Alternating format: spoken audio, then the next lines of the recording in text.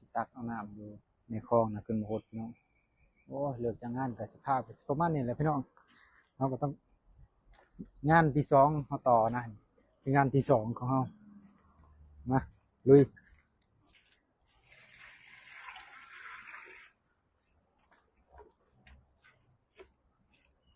โบหดก็มันก็เหี่ยวเราก็ต้องหดปลูกไว้แล้วเราบ่มีโบหดฮะเดี๋ยวได้แนวชิม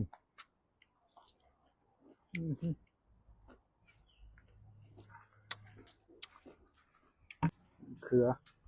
ถั่วเด้อต้นถั่วโอ้ตาซ้อนถั่วบ่อซ้อนนะพี่น้องตาซ้อนน้ำข่อยบ่พี่น้องโอ้มันใหญ่ทีนะพี่น้องยาวอืมยาวครับอันนี้นะพี่น้อง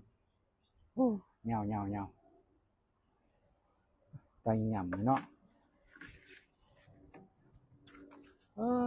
เดี๋ยวสิหานะมะขำกันแล้วนี่ล่มโอ้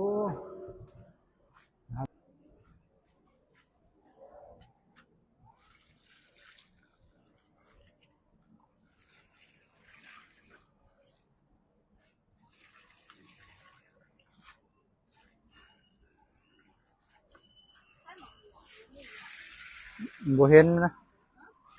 บ่มีบ่หล่นซ้ำพังนี่ได้อยู่มานิดหน่อยนี่ชุบบ่วะได้มังม่วงทุกคนอ่ะครับ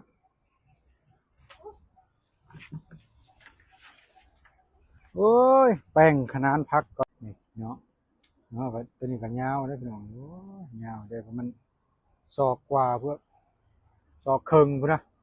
โอ้ยทำบาซ้อนกระปุกไว้ตัวนี้มันยาวไปได้2ศอกนะนี่บอกโอ้ตัวตำได้เลยพี่น้องเว้ยตำชั่วโอ้ยลมกับพ่อลมนะตอนนี้มาเลยถ้าผักเสริมข่อยก็ได้พี่น้องโอ้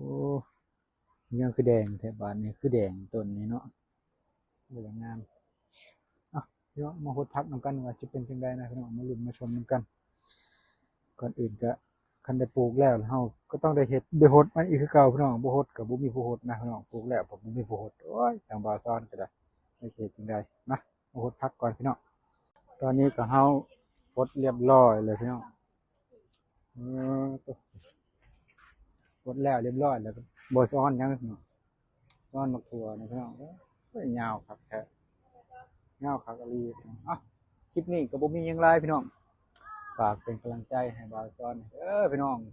ทุกคนที่เข้ามารับมาชมพี่น้องฝากกดไลค์กดติดตามเป็นกำลังใจให้พี่ต่อไปพี่น้องคลิปนี้ขอไว้ส่ำนี้สบายดีทุกคน